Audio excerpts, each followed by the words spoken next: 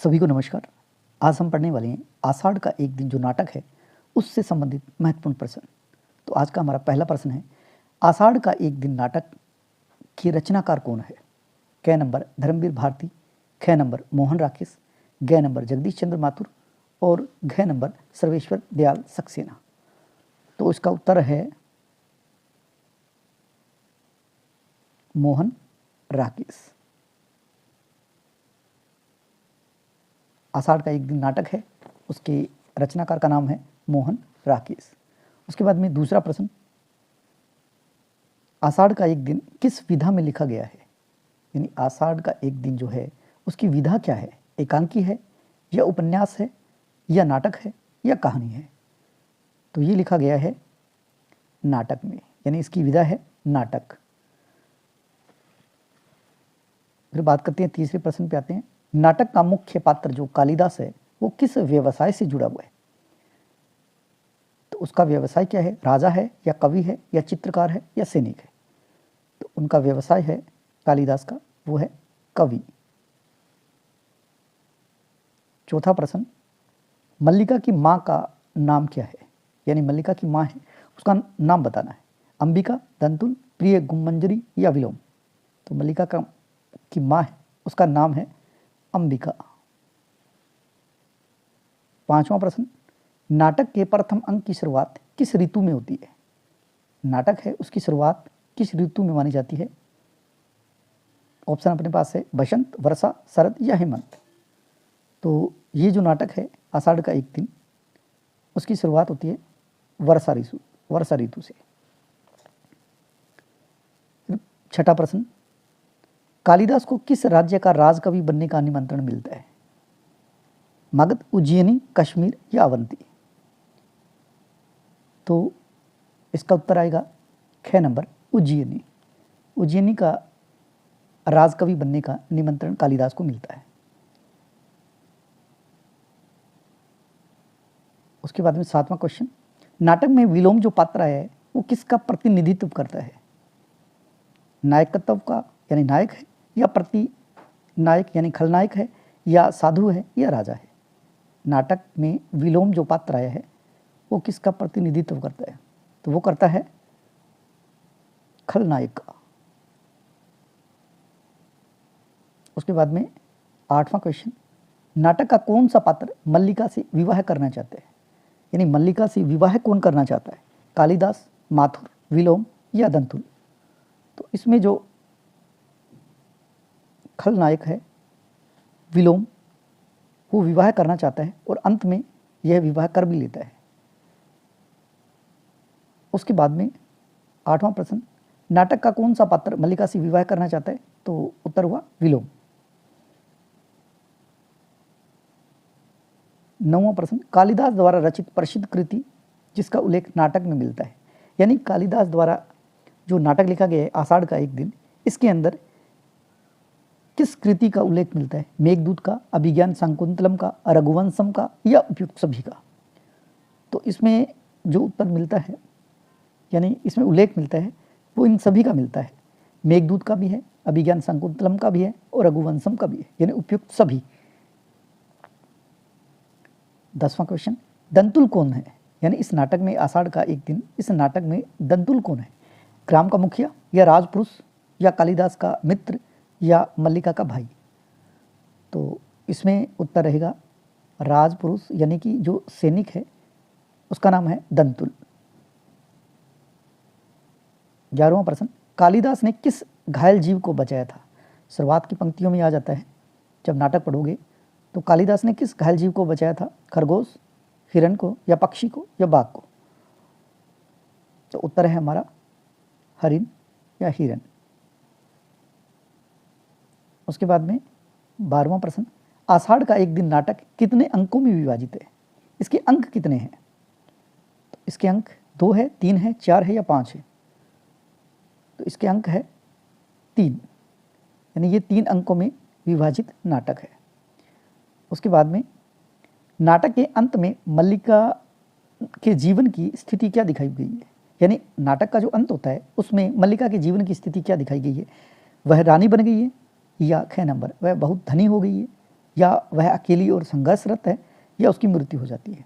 अगर आपने नाटक पढ़ा है तो आपको इसका उत्तर पक्का आता होगा। तो वो है वह अकेली और संघर्षरत है।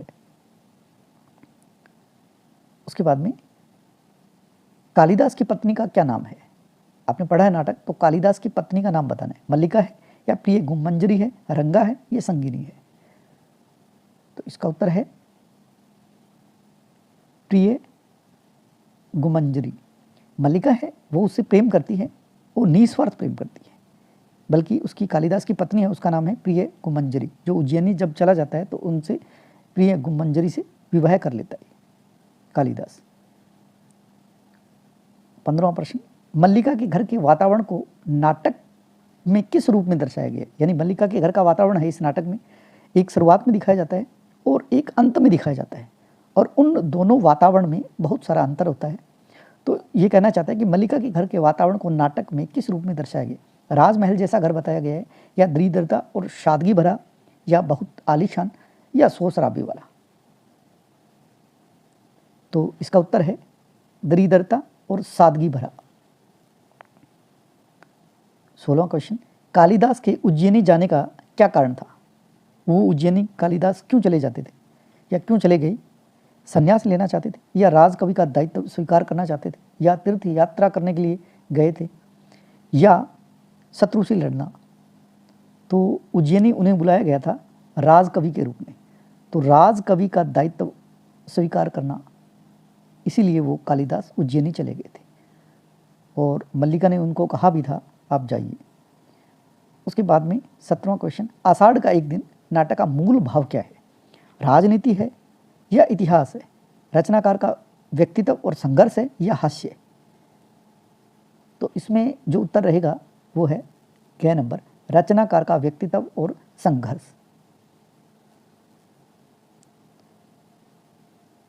18वां क्वेश्चन, नाटक में अधिकार शब्द का प्रयोग किसके संदर्भ में बार बार आता है?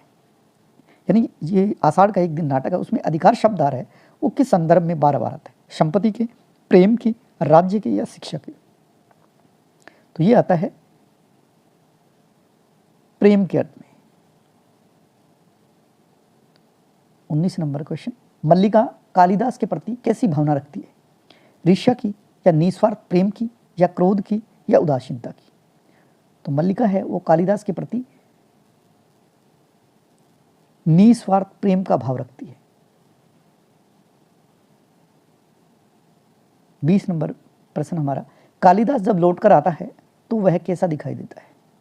बहुत प्रसन्न होता है। यानी जो नाटक पढ़ते हैं हम, तो पहले तो वो उज्जैनी चले जाते हैं, उज्जैनी से फिर लास्ट में यानी नाटक के अंत में वो घर आते हैं, मतलब उसी स्थान पर जहाँ पहले रहते थे।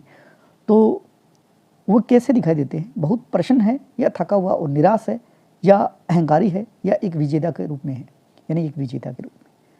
तो ये आपने पढ़ा है नाटक तो आपको श्योर पता होगा। उस समय वो थके हुए, वो निराश दिखाई देते हैं। उसके बाद में 21 नंबर क्वेश्चन, नाटक में प्रयुक्त मेघ किसका प्रतीक है? वर्षा का, या कालिदास की कल्पना और रचनाशीलता का, या दुख का, या शत्रु का? तो ये उत्तर रहेगा कालिदास की कल्पना और रचनाशीलता का। इसमें मेघ है वो प्रतीक है। 22 नंबर प्रश्न, प्रिय गुमंजरी कौन है? मल्लिका की सहेली है, या उज्जैनी की एक राजकुमारी है, या कालिदास की माँ है, या गांव की सरपंच है? तो इसमें नाटक में प्रिय गुमंजरी है वो उज्जैनी की एक राजकुमारी है। 23 नंबर प्रश्न, क्या कालिदास अंत में मल्लिका के पास लौट आते हैं? हाँ, हमेशा के लिए उत्तर, या नहीं वह वापस चला जाता है, या क नंबर वह आता है लेकिन बहुत देर हो चुकी होती है, या घ नंबर वह कभी नहीं आता। तो इसका उत्तर क्या होगा? इसका उत्तर होगा वह आता है लेकिन बहुत देर हो चुकी है, क्योंकि वो निस्वार्थ प्रेम जरूर करती है मल्लिका, लेकिन मल्लिका अंत में हार जाती है। ये मानिए वो निराश होकर विलोम से शादी कर लेती है और उसके एक बच्चा होता है। जब उसे पता चलता है कालिदास को, तब वह आता है, लेकिन बहुत देर हो चुकी होती है और वह चला जाता है। 24 नंबर क्वेश्चन, नाटक के संवादों की मुख्य विशेषता क्या है? इसमें जो संवाद है उसकी मुख्य विशेषता क्या है? बहुत कठिन भाषा है, या काव्यात्मक और दार्शनिक है इसमें, या केवल हास्यपूर्ण है, या नीरस है? नाटक में संवादों की व्याख्या, तो ये काव्यात्मक और दार्शनिक है। 25 नंबर और इस नाटक का अंतिम प्रश्न, आषाढ़ का एक दिन किस प्रकार का नाटक है? ऐतिहासिक है, या सामाजिक है, या पौराणिक है, या मनोवैज्ञानिक है? देखिए, ये उत्तर आपको कंफ्यूज करेगा, और इसका जो उत्तर है वो आएगा, यह नाटक मनोवैज्ञानिक है। देखिए, हम ऐतिहासिक भी कर देते हैं, क्योंकि इसमें जो नाटक है उसमें जो कवि है या नाटककार है कालिदास, उसके जीवन पर लिखा गया है, इसलिए हमें लगता है कि ये ऐतिहासिक नाटक हो सकता है। हालांकि यह नाटक ऐतिहासिक पृष्ठभूमि पर टिका है, लेकिन यह कोई ऐतिहासिक या इतिहास की पुस्तक नहीं है, बल्कि कालिदास के जीवन की एक संभावित और कल्पनात्मक व्याख्या है। यह नाटक मनोवैज्ञानिक नाटक है, क्योंकि यह नाटक केवल घटनाओं को नहीं दिखाया गया इसमें, बल्कि पात्रों के मन में चलने वाले द्वंद्व को भी चित्रित किया गया है। इस तरह से इस नाटक से संबंधित हमने महत्वपूर्ण क्वेश्चन किए। आगे अच्छे प्रश्नों के साथ फिर मिलेंगे, तब तक स्वस्थ रहिए, मस्त रहिए। जय हिंद, जय भारत।